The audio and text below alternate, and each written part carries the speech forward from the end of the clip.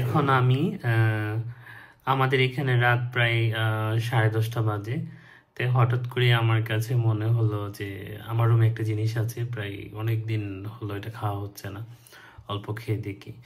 এই জিনিসটা, যে জিনিসটা আমি এখন খাবো, এটা বাংলাদেশের মোটামুটি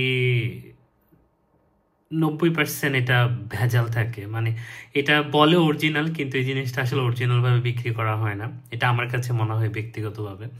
কারণ আমি বাংলাদেশের যতবারই মানে এই জিনিসটা কিনেছি, যে জিনিসটা আমি এখন আপনাদেরকে দেখাবো, ততবারই আমি ঠকেছি। এটা সবাই বলে অরিজিনাল, কিন্তু দেখেন আমি এখন যেখানে আছি ইউরোপে, এখানে প্রতিটা খাবার মানে এতটা মানে মানে অরিজিনাল বা ভালো, সবগুলো একটা যাচাই মান এতটা ভালো যে আমি চোখ বন্ধ করে আমি এই জিনিসটা বাজার থেকে এটা ক্রয় করা হয়েছে, একবার আমার কাছে মনে হয় না এটা ভেজাল আছে। কিন্তু এই যে জিনিসটা আমি আপনাদের সাথে পরিচয় করাবো, এটা যদি ধরেন বাংলাদেশ থেকে মানে ক্রয় করতাম, 7বার আমাকে ভাবতে হতো যে এটা আসল না নকল, নাকি এটার মধ্যে ভেজাল কিছু আছে। তাহলে চলুন দেখি আমি কোন জিনিসটার কথা বলছি। এটা হচ্ছে সেই মধু, যে মধুর এতক্ষণ আপনাদের সাথে যেটা নিয়ে আলোচনা করলাম, এটা একদম খাঁটি মধু। আপনাদেরকে দেখাই, এখানে নাম টাম সবই লেখা আছে, একদম অরিজিনাল। এই মধুতে কোনো ভেজাল নেই, এটা সম্পূর্ণ শতভাগ ভালো এবং খাঁটি মধু এই মধুটা। আর যদি আপনি বাংলাদেশ থেকে এই মধুটা মানে কিনতে চাইতেন, তাহলে মানে খুব ভয়ানক অবস্থা হতো। হ্যাঁ, আর এটা যে অরিজিনাল বা নকল 100বার ভাবা হতো। মানে এটা এখন আমি একটু খাবো, কারণ হচ্ছে আমার একটু ঠান্ডা লেগেছে। ঠান্ডা আগেও লেগেছিল, মাঝখানে হঠাৎ ভালো হয়ে গেছিল, কিন্তু হঠাৎ করে আবার আমার ঠান্ডাটা বেড়েছে, তাই আমি হালকা একটু মধু খাবো। এটা হচ্ছে অরিজিনাল মধু।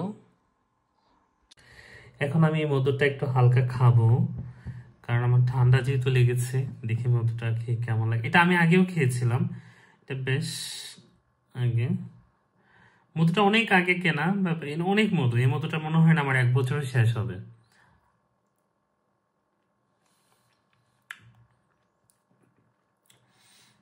মানে অসাধারণ, মানে খাঁটি তো খাঁটি, মানে এত ভালো, মানে এটা তুলনা করা যাবে না।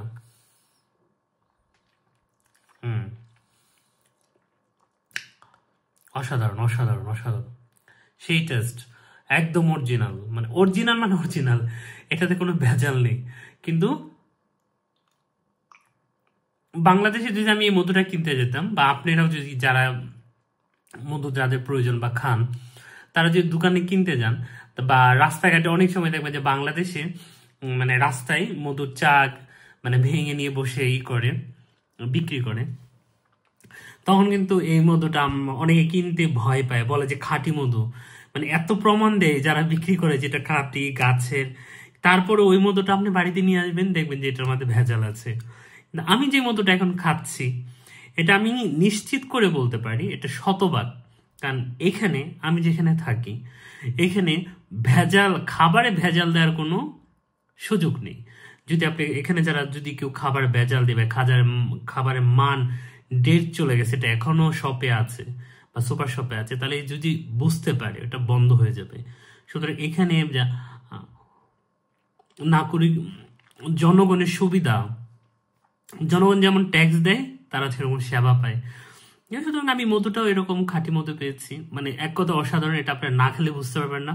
যারা বাংলাদেশে আমার ভাই বাদার বা বন্ধু বান্ধবরা আছেন, বা যারা ভিডিওটি দেখবেন, আমার শুভাকাঙ্ক্ষীরা, তাদেরকে শুধু বলবো যে খাঁটি মধু আসলে অন্যরকম টেস্ট। আপনারা যখন বাজারে মধু কিনতে যাবেন, অবশ্যই যাচাই বাছাই করে মধু কিনবেন। এবং যদি আমার এই ভিডিওটি ভালো লাগে, অবশ্যই আমার চ্যানেল দুঃখ লাইফ ইউটিউব চ্যানেলটি সাবস্ক্রাইব করবেন, আমার ফেসবুক পেজ লাইক দিয়ে পাশে থাকবেন। আর ভিডিওটির অবশ্যই কেমন লেগেছে কমেন্ট করে মতামত জানাবেন। Bye bye, tata.